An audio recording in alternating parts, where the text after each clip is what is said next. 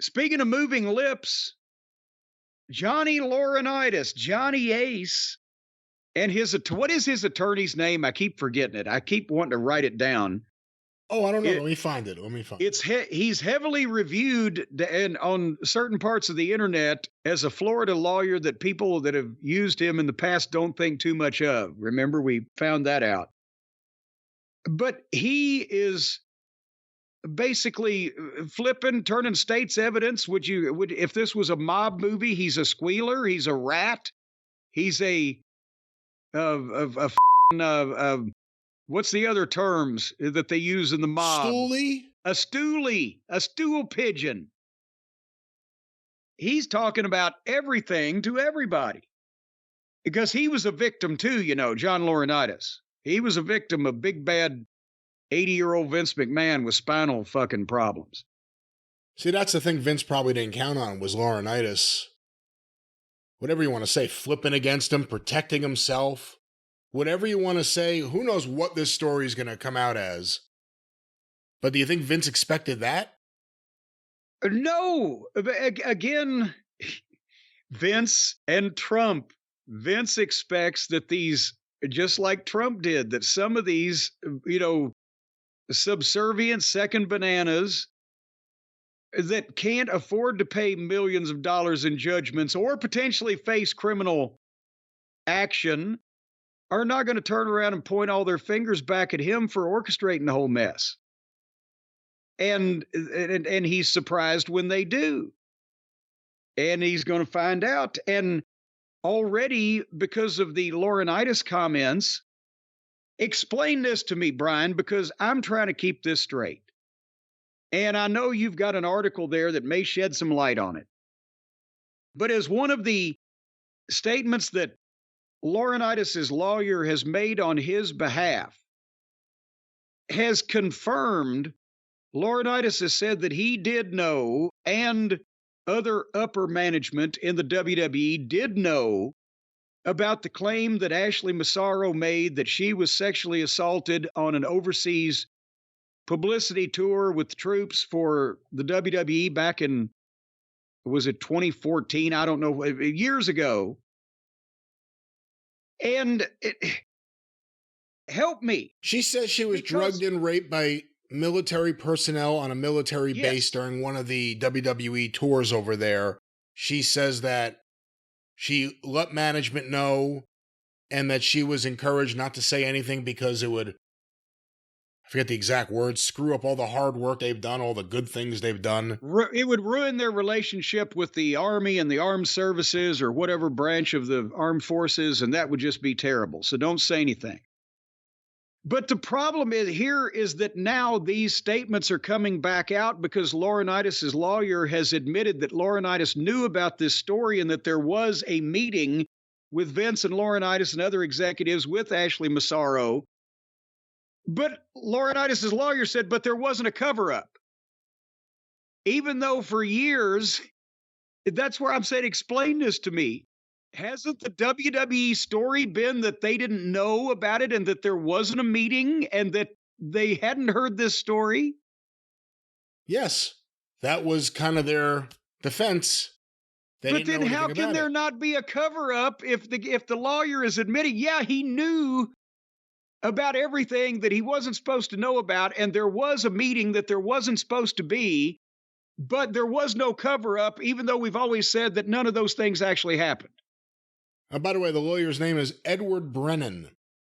Yeah, everybody should look him up. I've seen some interesting things about his quality of workmanship. But how do those two things coexist?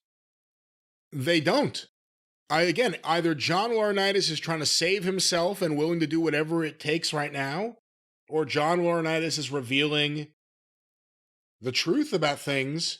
Again, if only, the only reason would be to protect himself and save himself right now. But then, is this a bad effort at that? Because if Laurinaitis' lawyer is saying, yes, he was at a meeting with Vince McMahon and these other executives with Ashley Massaro, and he did hear this story, but there was no cover-up.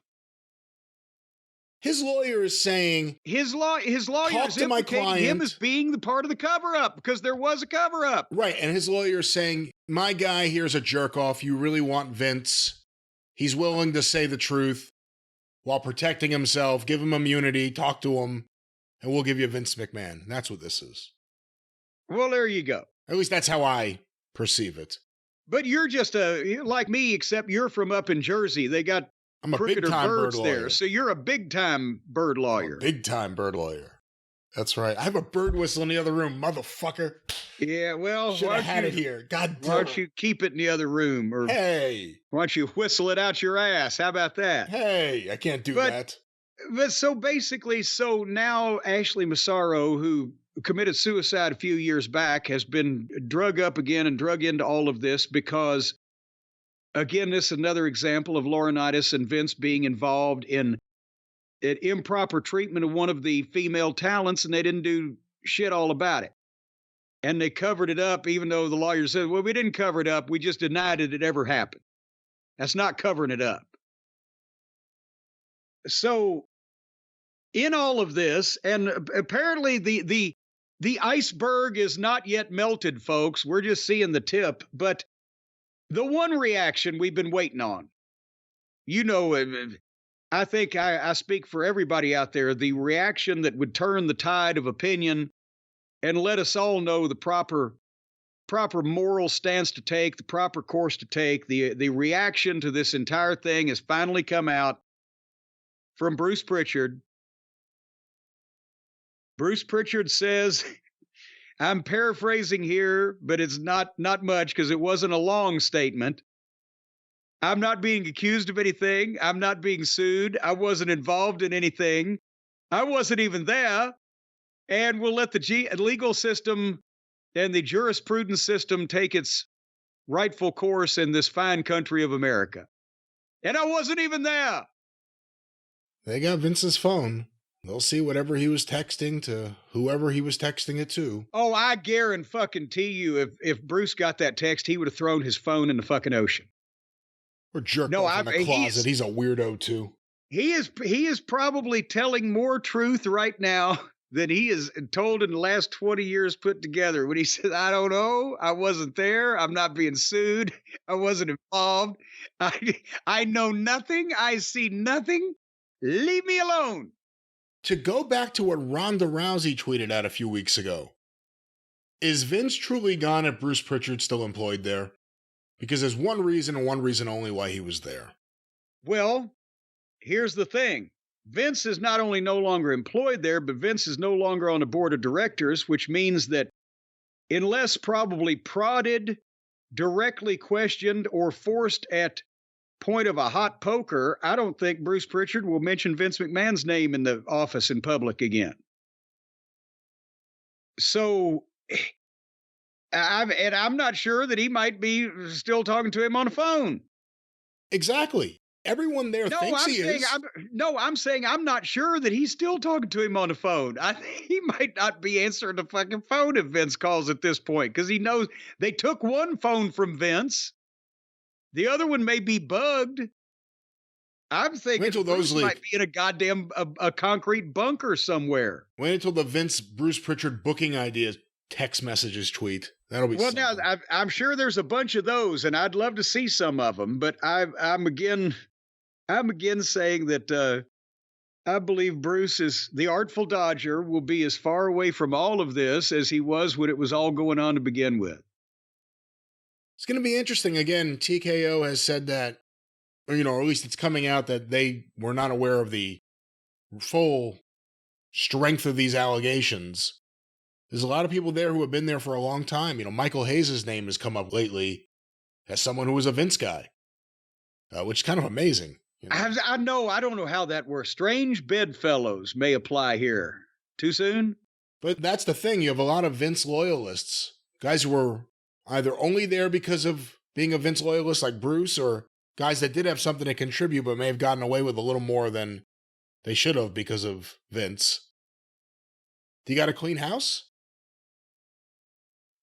If the perception is whether true or not. Here's the problem is, the problem is if you clean house, you're just too close to Vince. Well, his fucking son-in-law is a chief content officer.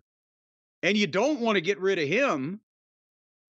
But I mean, we still haven't established who was leaking what to who. Maybe Triple H was a double agent. That's why they trust him.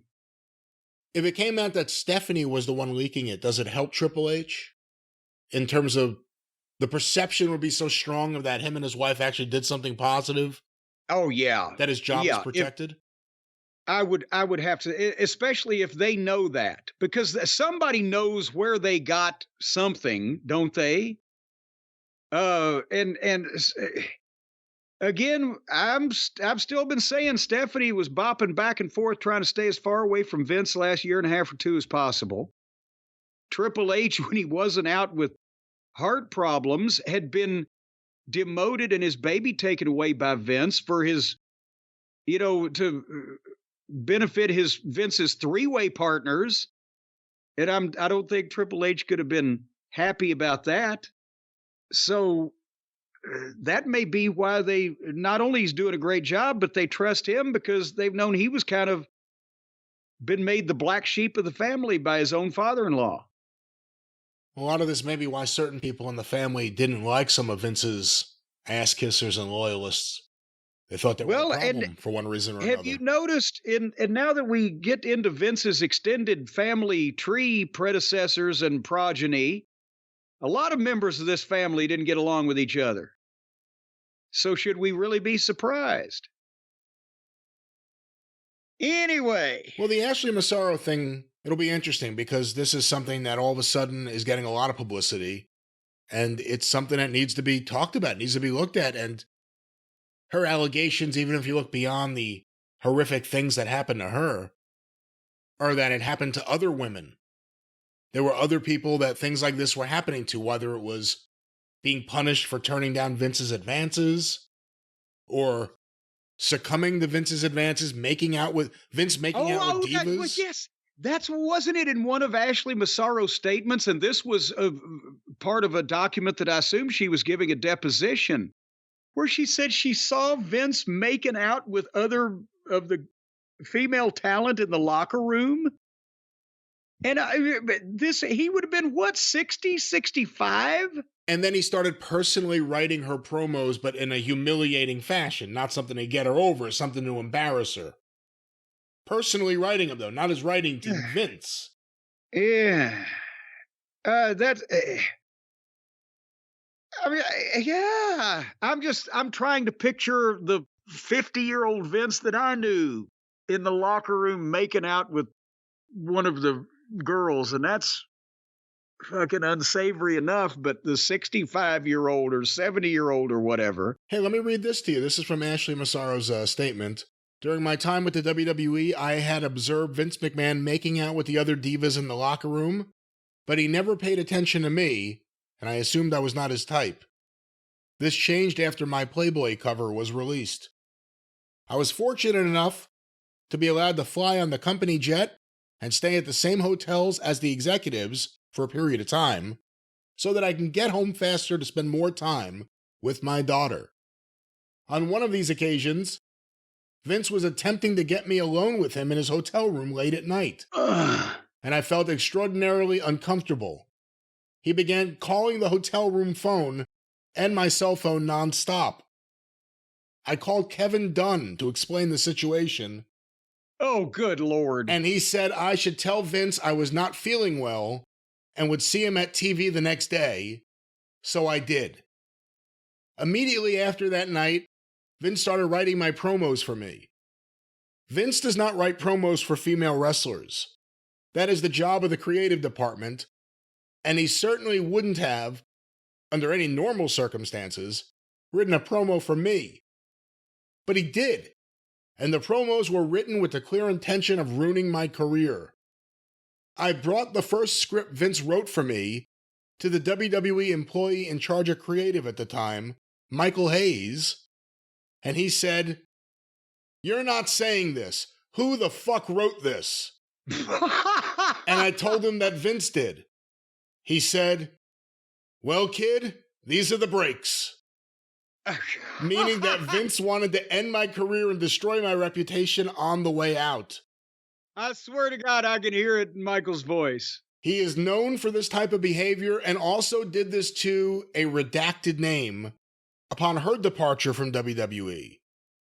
In addition, after that night, each time I walked by him, he would make vulgar sexual comments that were clearly designed to make me uncomfortable. So, again, Vince, Kevin Dunn, Michael Hayes, it's a very interesting, I mean, it's a really sad existence for any of the women in the company to have to deal with that from the boss of the company. And again, I don't remember that this ever took place, but I would have bet you all the money I had in my pocket at whatever time when I was working in the office there, that if somebody had come in and said to me or Vince or Bruce, JR, whoever, if it was Luna or if it was Sonny or Sable or whatever, some member of the office or crew just said this vulgar thing to me, then he would have had him apologize. That's what I would have bet money on. He certainly was not making comments like that to random women in the building, whether it be talent or employees or whatever. It's interesting that if she did turn him down, that would be his reaction to rejection. Good Lord, yeah. Well, he's got a. That's the thing, and you plugging your boy's book there, The Six Pack. Every story that comes out about Vince involving his childhood and his background, he does not take rejection well. He has a massive inferiority complex. He hated where he came from, and he was determined to fucking overcompensate in whatever manner possible. And one would think with all the other weird family dynamics that he had going on with the abusive stepfather and the potentially abusive mother and whatever else all these goddamn stories are that he alludes to from time to time but never confirms or give details, that his thinking, and again, it can't help concussions, multiple bodybuilding drugs to look like that when you're 80 years old and whatever the fuck else is going on, and an unlimited amount of money. And a massive need for control. My God, we need a team of psychiatrists. A team, if you will. Well, he could afford it. I don't think he ought to have to pay for it. I think that ought to be, if they haul him into court, they look, we can put you in jail. You're not going to live long enough to really satisfy anybody there. We're going to sentence you to the fucking state home and have a half a dozen people examine you to see if we can prevent any of these things from happening again in the human race. That'd keep him busy for a while, wouldn't it? We'll see. He'll end up running the state home, but... and booking the fucking lunatics in matches against each other. But I guess to end this, unless you want to go further, with the Ashley Massaro statement, and this is a sad story, and I'm sure more is going to come out about it, in terms of who knew what when she told Kevin Dunn this, Kevin Dunn wasn't like, oh my God, I can't believe it. It was, tell him you're sick. He already knew what to say. Yeah. Tell him you're sick. You'll see him at TV. So, I mean, the Michael Hayes thing, hey, you got a bad script, and you're like, oh shit, the boss changed it? Out of my hands. That's a little different. Yeah. Kevin Dunn knew what to say to the talent who was getting harassed by Vince. It's like he was the mother of the family at Thanksgiving dinner that's used to making excuses for the drunk uncle. Just overlook him. He'll sleep it off or whatever. Ay, ay, ay. Well, because he was Kevin Dunn. I mean, let's face it. He can sue me if he wants to. We can bring some people in to talk about this. He's the one sitting there getting all fucking excited with his fucking teeth hanging out of his mouth every time they would have a conversation about the divas on the plane, and he'd be sitting there at his Renfield perch next to Vince and go, oh, she needs bigger boobies and stuff like that. He just, he's a little worm, but he got at least due to get out as quickly as he could before any of this fucking got public. It's been a great 40 years. This minute is my last minute. I'm out. Yes. I am out of here. See y'all in the funny papers. All right. Well, that was the Vince update. I'm sure there'll be more updates, but I think there's going to be more people dragged into this, because there's no way that this kind of systematic shit was happening for a long time and no one noticed, or no one had any idea that anyone was being harassed, let alone the details of the harassment. This is going to be interesting. What you're saying is a lot of people might be preparing for a new career, some other line of work, some other way to make a living, because they may be persona non grata here in the wrestling industry up there in Stamford. They may be forced to be on home incarceration. They may have to work out of their house, Brian. Well, possibly. We really don't know yet. Yeah, well, I'll tell you what, folks, we know that a lot of you listeners out there in the cult of Cornette, you're wearing the big county ankle bracelet. Your movements may be slightly restricted to a smaller geographic area for a temporary period of time to be adjudicated by the county. I'm sure there's some people in the audience, but maybe not a large portion of the audience. Well, we've got such a big audience that all of our portions are big. All of our parts and all of our portions are massive because we got a big audience. And if you are indeed in that betwixt and between time where you can't really go, but you can't really stay, well, then you're going to need to work from home. And you know, that's the best place to start now with the incredible space age e-commerce technology that we've got now, Brian. And here in the United States of America, we got this thing called the World Wide Web and the interwebs and the internets, and you can sell products on them to people awaiting those self-same products all around the world. But you can't just start and just do it like any old willy-nilly outlaw mud show. You got to get people on your side that know how to do this thing, that have got experience, that got some clout, got some weight, got some pull, got some stroke. See, if the crowd was whatting me, I'd just keep doing that. And the folks at Shopify, well, they've got more stroke and more pull and more clout and more get up and go, go, go than anybody in the e-commerce business. They are the global force behind Allbirds and Brooklinen. And those are household names that just roll right off your tongue. And they sell birds and linen. So if these people are selling birds and linen and making a fortune, then you can sell, I don't know, bottles and glass. Birds and Linen. That was John Lennon's all-girl group. Yes, Birds and Linen.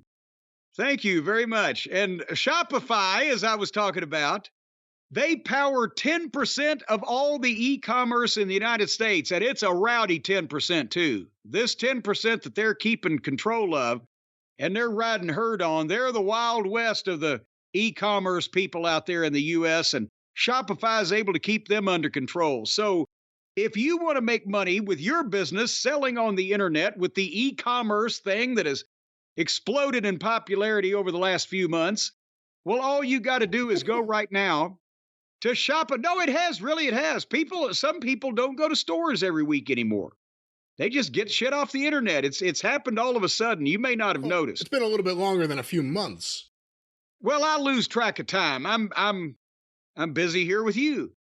But right now, if you go to shopify.com/JCE, all lowercase JCE, don't put the capitals in. They'll get mad at you. They'll believe that you're yelling at them, and then their feelings will be hurt, and they'll sabotage your business and force you into the poorhouse if you get on the wrong side of these son of bitches, because they got a lot of pull.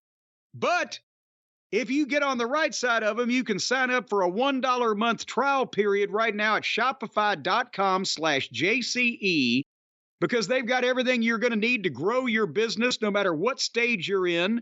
We've talked about all the various things they can do for you, the converting checkouts and the blog posts and the product descriptions and the FAQ answers and the Shopify magic. Boy, you ought to see them make the fucking elephant disappear. And they accept every type of payment, so you can get paid simply and easily. They'll accept anything. They'll accept jewelry. They'll accept S&H green stamps. They may accept some type of favors, if you know what I mean. You know, you got to get in there and make your pitch. Well, again, it depends on what kind of business they're in. Let's talk about a good business, a good legal business where you have wonderful things you are making, or you have the license to sell, and you're going to sell them online. You're going to use Shopify. What's that promo code, Jim? Well, it's JCE, all lowercase. That's right. They've got an endless list of integrations and third-party apps. And they'll sell any of those to you if you want them, long as you know what they are. But folks, it's marketing made simple. Shopify is removing the guesswork with built-in tools. So right now, if you want to make some money, honey, well, then go to shopify.com/JCE and get paid.